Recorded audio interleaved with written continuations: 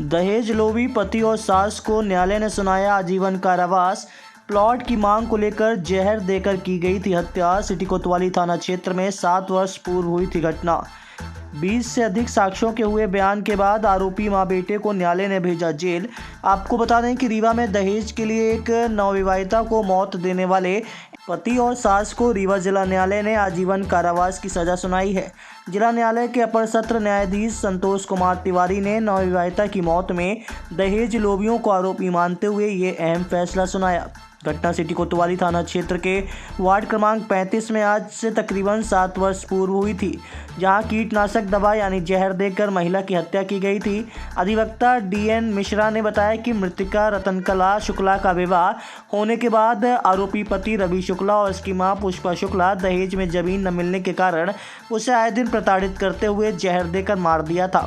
घटना के बाद मामला न्यायालय में जा पहुंचा, जहां करीब 20 साक्ष्यों ने घटना के संबंध में अपना बयान न्यायालय के समक्ष दिया, जिसमें विभिन्न साक्ष्यों और सबूतों के आधार पर न्यायालय के द्वारा आरोपी पति और उसकी मां को आजीवन कारावास की सजा से दंडित किया गया है। थाना सिटी कोतवाली में अपराध क्रमांक 209 ये रजिस्टर्ड किया गया था।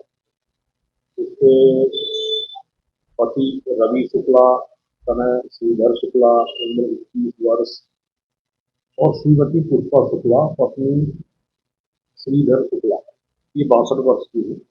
मतलब बच्चे और माँ के ऊपर मामला पंजीबद्ध हुआ था।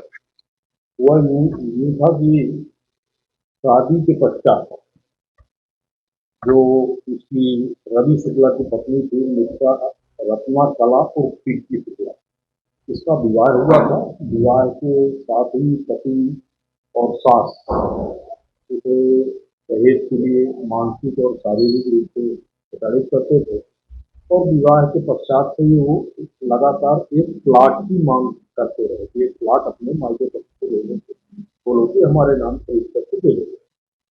इसी पर दोनों की कहासुनी होती रही और बीच में प्रताड़ना की हद तब पार हो गई जब इसको सास और पति ने उसको घर के अंदर घर का निवास था, उस घर के अंदर बंद कर दिया मृतका को, रत्नकला को।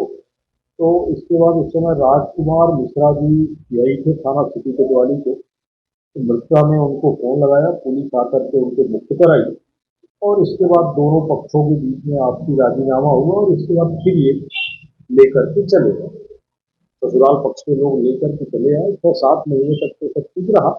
6-7 महीने बाद पुनः कोई पुरानी स्थिति आ गई कि प्लाट खरीदवाओ और मृतका ने कहा कि हमारी पिता की आर्थिक स्थिति मजबूत नहीं है, प्लाट वगैरह नहीं खरीदे जा सकते। तब सास पुष्पा शुक्ला और रवि शुक्ला दोनों लोगों ने मिलकर के उसको कीटनाशक दवा उसको पिला दी और कीटनाशक दवा पिलाने के बाद जब उसकी स्थिति ज़्यादा खराब होने लगी तो उसे संजय गांधी अस्पताल में ले जाकर के एडमिट करा दिया और वो गंभीर रोगी वार्ड में भर्ती रही। और इसके बाद उपचार के दौरान 5/4/2019 को सुबह 7 बजे संजय गांधी अस्पताल में उसकी मृत्यु हो गई। ये घटना कब की थी? ये 5/4/2019 हाँ, जबरदस्ती खिला दिया पति ने और सास ने खिला दिया और जब उसकी स्थिति बिगड़ने लगी तो संजय गांधी अस्पताल में ले गए और गंभीर रोगी वार्ड में उसको भर्ती कराया गया। उपचार के दौरान सुबह 7 बजे उसकी मृत्यु हो गई। कैसे मृतकालिक बयान दिया? वो मृतकालिक बयान नहीं हो पाया तो जहर खाने से उसकी मृत्यु हुई और जब PM कराया गया तो PM के दौरान ये चीजें निकल करके आई कि डॉक्टरों की टीम ने इसका PM किया। इसके 3 डॉक्टर लगाए गए थे जिससे मेडिकल की स्थिति सही स्पष्ट हो जाए। Doctor Supriya Agarwal, doctor RK Patel और डॉक्टर DK मिश्रा, 3 सदस्यीय टीम ने इसका मेडिकल परीक्षण किया। मेडिकल परीक्षण में और ये सीधे निकल के आई। पुलिस अधीक्षक के माध्यम से इसका दूसरा भी तैयार कर कागज के लिए भेजा गया था। वहां से भी चिकित्सकों ने ये लिख दिया कि इसके शरीर के अंदर एल्यूमिनियम फॉस्फाइड कीटनाशक का जहर इसको पिलाया गया है और जिसकी वजह से इसकी हृदय गति रुक गई, हृदय गति श्वसन तंत्र फेल हो गया, इस वजह से इसकी मृत्यु हो गई। इस मामले की पैरवी मेरे द्वारा की गई थी। मेरे द्वारा इस मामले में कुल 19 साक्ष्यों का परीक्षण कराया गया, जिससे ये अपराध प्रमाणित रहा है।